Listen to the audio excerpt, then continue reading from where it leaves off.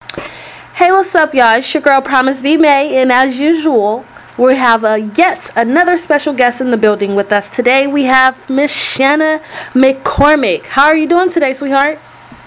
I'm good. How are you? I'm well, thank you. How's your New Year so far? Oh, it's been pretty good, actually. It's been really good. That's good. That's good. Now, I know you've done, quite a few interviews already, so it's just probably a couple questions that I'll be asking you about the show, and then we'll just jump right into what you have going on in your personal life and as far as your business ventures and things like that. Now, awesome. I did want to know, as far as, I know I did an interview also with the one of your friends, Mitoya. I just wanted to know, she said that she was actually given the invite to be on the show from the same sorority that expelled her. Was that the same thing with you as well? Yeah, actually, one of my sorority sisters at the time, when I was a Delta, hit me up one day, and she was like, hey, there's this lady, she's looking for women to participate in this reality show, and I told her about you. I thought you would be great, and she would really appreciate it if you give her a call. And then the woman who connected me to the show was an AKA, and then that AKA who connected me to the show, when I had my interview for the show, it was an AKA who actually interviewed me for the show. Wow. Okay. Now, since all the backlash, has that in particular person that reached out to you in the beginning, have they apologized in any kind of way, or? Well, actually, me and her are still really good friends. I'm so thankful for her. We talk quite often, and, she was just like, man, if I would have known it would have came to this, I definitely, wouldn't have, done that. And I told her, I said, I don't think any of us really know why,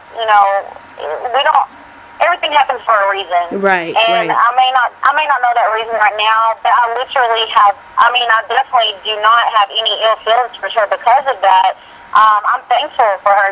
She opened the door for me. Right. And so I have no complaints about her. I'm very thankful for her, and I love her very much as a person, Oh, that's good. That's good. So it's no bad blood. Yeah, definitely not. Okay. Well, that's good. That's always good to know. Now, for people that don't know, define what a sorority is and pledging and how important it is.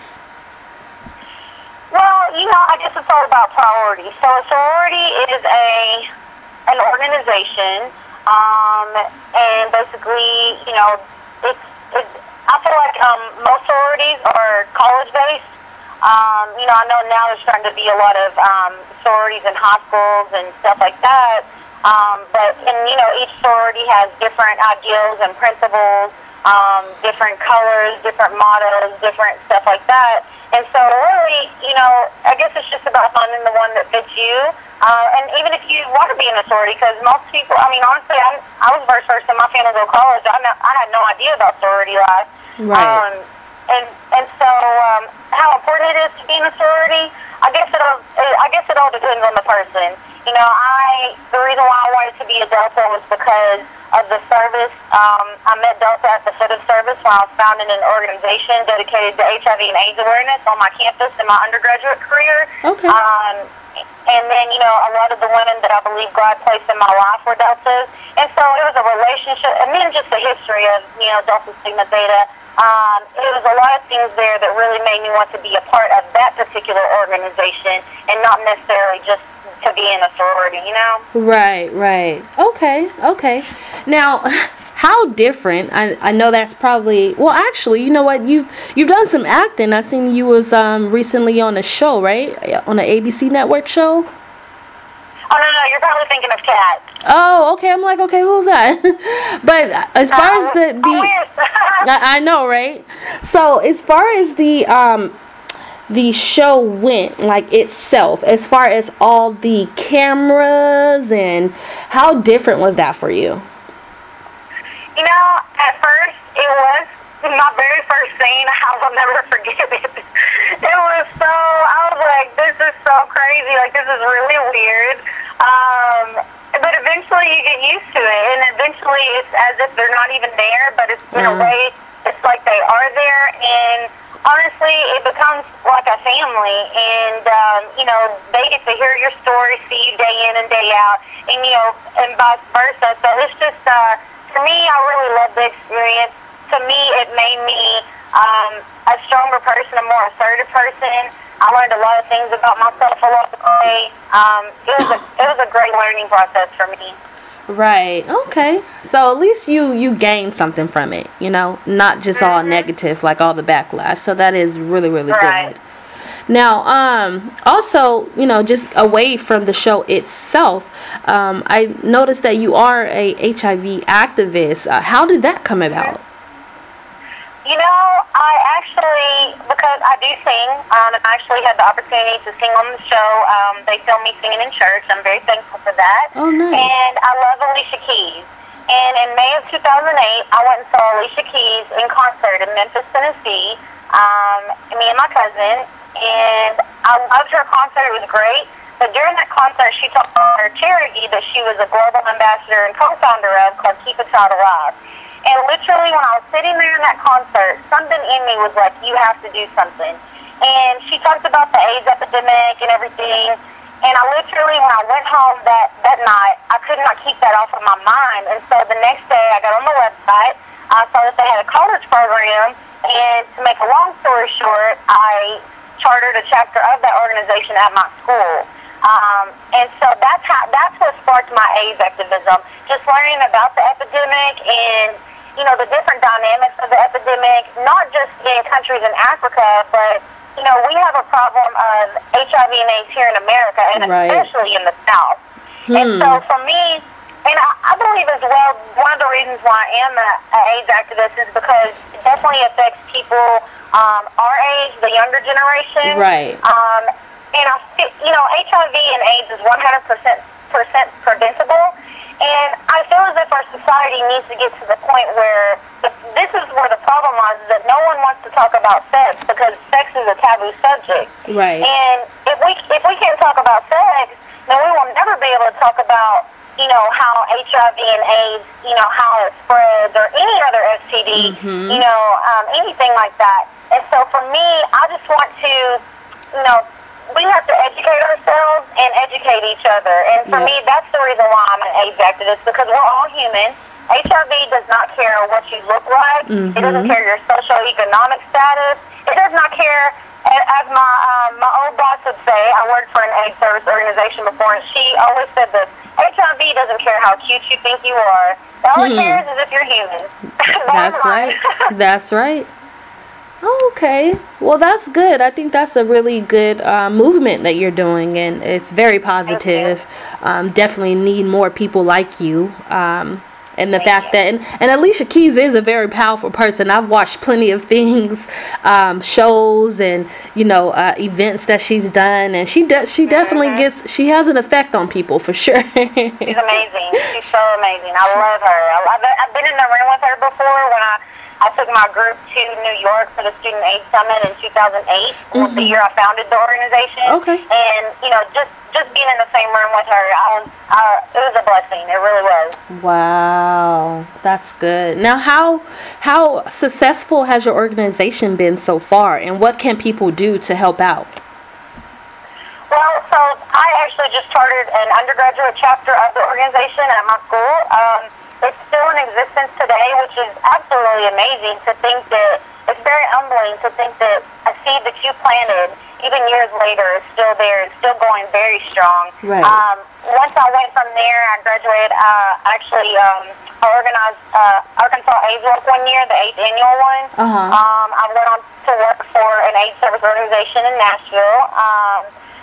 Called Women. And then here in Atlanta, I am actually advocating for National Youth HIV/AIDS Awareness Day, which is going to be April 10th. And so we're going to, I'll be posting more about that on my social media, but that's something that I have coming up for that. It's going to be a fashion show. So, yeah. Oh, nice. And you said that's in Atlanta on April 10th? Yes, it is. Okay. And I'll be posting that information actually on my social media from now until that time. Oh, perfect. Well, that's going to be really, really nice. It'll be even more nice if Alicia Keys was to pop up. I know, right? That would be amazing. Now, in addition to that, are you working on any other projects or?